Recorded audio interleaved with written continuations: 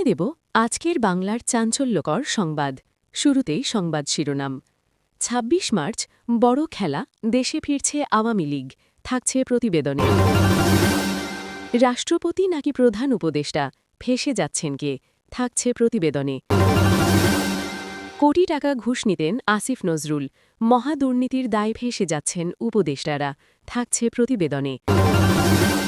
তদন্তের খবরেই দিশেহারা ইউনুসের পোষ্যপুত্র নাহিদ সার্জিস হাসনাতরা, থাকছে প্রতিবেদনে। পুলিশ হত্যার বিচারের আতঙ্কে রাজপথে হাসনাত, নাহিদ, সার্জিসরা, থাকছে প্রতিবেদনে। এতক্ষণ শুনতেছিলেন সংবাদ শিরোনাম, এখন বিস্তারিত। ২৬ মার্চ বড় খেলা, দেশে ফিরছে আওয়ামী লীগ। ২৬ মার্চ বাংলাদেশের ইতিহাসের সবথেকে আবেগঘন দিন। লাল সবুজ পতাকা, জাতীয় সঙ্গীত, সাভারের জাতীয় স্মৃতিসৌধে মানুষের ঢল, সব মিলিয়ে এক অনন্য আবহ। তবে এবার স্বাধীনতা দিবসকে ঘিরে রাজনৈতিক অঙ্গনে জমছে টান টান উত্তেজনা। রাজনৈতিক কর্মকাণ্ড নিষিদ্ধ দল আওয়ামী লীগ নাকি দিনটিকে কেন্দ্রে করে তারা তাদের সাংগঠনিক উপস্থিতি জানান দেবার পরিকল্পনা নিয়েছে। যদিও আইনশৃঙ্খলা বাহিনী স্পষ্ট বার্তা দিয়েছে, নিষিদ্ধ দলের প্রকাশ্য কার্যক্রমের কোনো সুযোগ নেই। তাহলে কি ঘটতে যাচ্ছে ২৬ মার্চ? আবেগ, আইন, রাজনীতি আর কৌশলের এই জটিল খেলায় কার চাল কতটা গভীর? ২৬ মার্চ নিছক জাতীয় দিবস নয়, দিনটি বাংলাদেশবাসীর আত্মপরিচয়ের দিন। এমন দিনে রাজনৈতিক উপস্থিতি মানেই প্রতীকী শক্তির প্রদর্শন। সূত্র বলছে, ২৬ মার্চ আওয়ামী লীগ সাভারের জাতীয় সৌধে ফুল দিয়ে এক ধরনের প্রত্যাবর্তনের বার্তা দিতে চায়।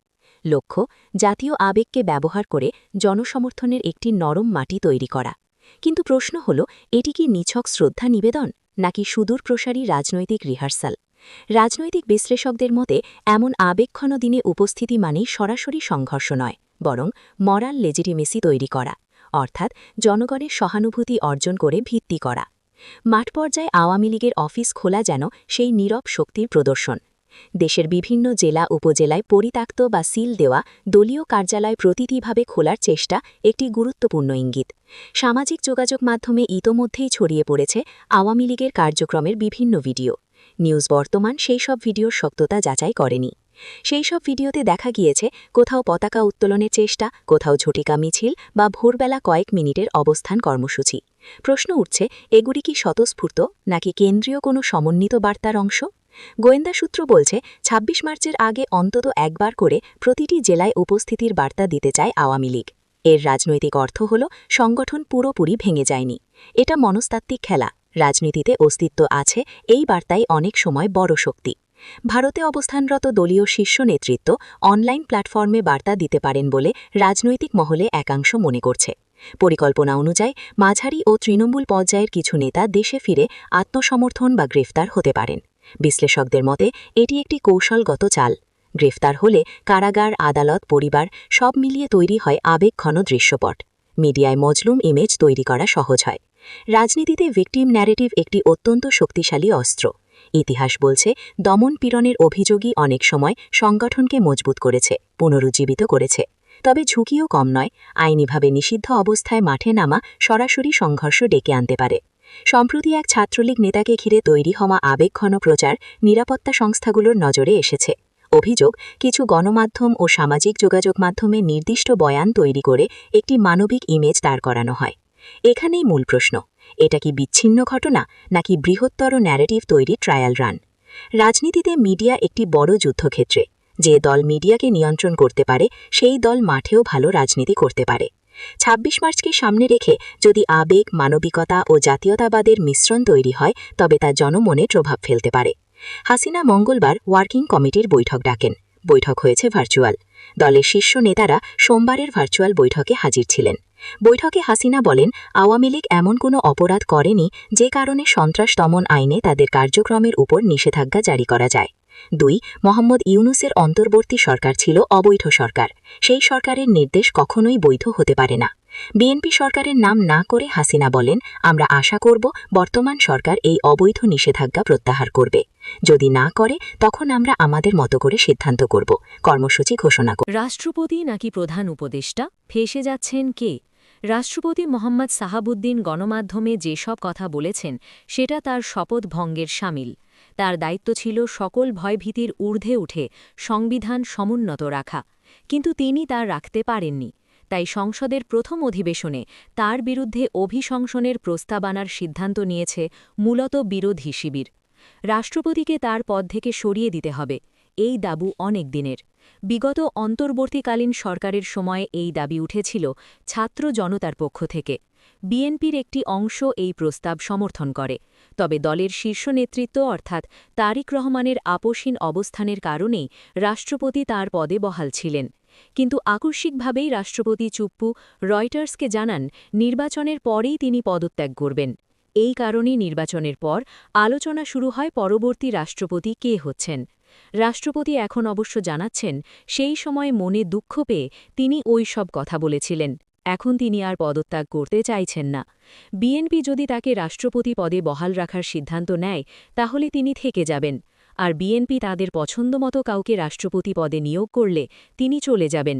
অর্থাৎ রাষ্ট্রপতি পদে থেকে তিনি বিএনপির উদ্দেশ্য বাস্তবায়িত করতে চাইছেন। কী সেই উদ্দেশ্য? কেনই বা রাষ্ট্রপতি সাহাবুদ্দিন চুপ্পু আওয়ামী লীগার হয়েও বিএনপির সেবা করতে চান? অনেক প্রশ্ন, তাই হিসেবও অনেক।